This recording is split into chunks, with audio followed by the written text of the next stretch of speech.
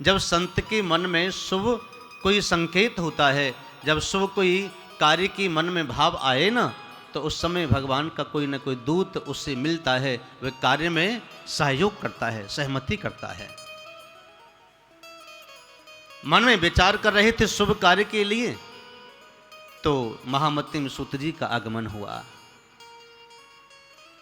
शौनकादिक 88,000 ऋषि सूत जी को देखकर के बड़े प्रसन्न हुए और आकर के उनको आसन दिया। आइए प्रभु आइए, विराजिए विराजिए, बड़ी कृपा की है आपके हमारे ऊपर।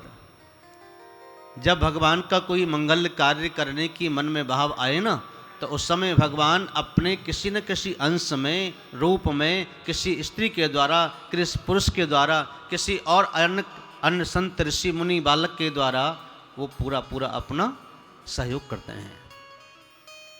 किसी न किसी माध्यम से सहयोग किया। सूत जी महाराज आए, राजगद्दी बनाई गई। देखो, व्यास गद्दी और राजगद्दी ये दो ही गद्दी हैं, और व्यास गद्दी से ही राजगद्दी चलती है। व्यास गद्दी से राजगद्दी का निकास है। जो राजगद्दी व्यास गद्दी से जुड़ी होगी ना, वह प्रजा सुखी होगी, वो राजा बुद्धिमान होगा, सात्विक प्रवृत्ति का होगा, सात्विक मन का होगा, निर्मल भाव वाला होगा। जिस सत्ता में व्यास गद्दी जुड़ी नहीं है, अर्थात धर्म का अंश नहीं जुड़ा है, तो वो प्रजा का भी भला नहीं होता, राजा का भी भला नहीं होता। 88,000 ऋषियों ने बड़ा स्वागत किया सूत जी का। आइए महाराज आइए आइए, आपका स्वागत है, आपका स्वागत है।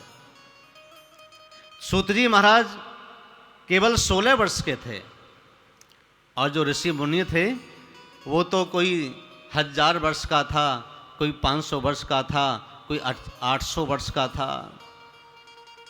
बड़े बड़े ऋषि मुनि जिनकी जटाएं भी बहुत लंबी लंबी, वट वृक्ष की जो जटाएं होती हैं उस प्रकार से लंबी लंबी जटाएं थी। अब उनको देख करके जब उन्होंने प्रणाम किया सूत जी महाराज को, तो सूत जी को अच्छा नहीं लगा। भाई मैं तो 16 वर्षीय है, और आप लोग 1000 वर्षों के, 500 वर्षों के, जिनकी जटाएं भी भूमि पर गिरी हुई हैं, लंबी लंबी जटाएं, भुजाओं की जैसी आकृति सिर पर बंधी हुई थी, ऐसे ऋषि मुनि मुझे आप प्रणाम कर रहे हैं, मुझे बिल्कुल अच्छा नहीं लग रहा है। तो संत ऋषि मुनियों ने कहा कि नहीं प्रभु, हम आपको प्रणाम नहीं कर रहे हैं, हम तो आपकी ज्ञान को प्रणाम कर रहे हैं। क्यों? संसार में कौन बड़ा है? सबसे बड़ा कौन है? लोग कहते हैं धन वाले बड़े हैं, कोई कहता है नहीं कोठी वाले बड़े हैं, जिसके पास 5-10 फैक्ट्रियां हैं वो बड़ा है, जिसके पास ज़्यादा पैसा है वो बड़ा है। लेकिन शास्त्र कहता है धन वृद्धा बल वृद्धा आयुर्वृद्धास्तथैव च ते सर्वे अपि ज्ञानस्य ते सर्वधा वृद्धसि।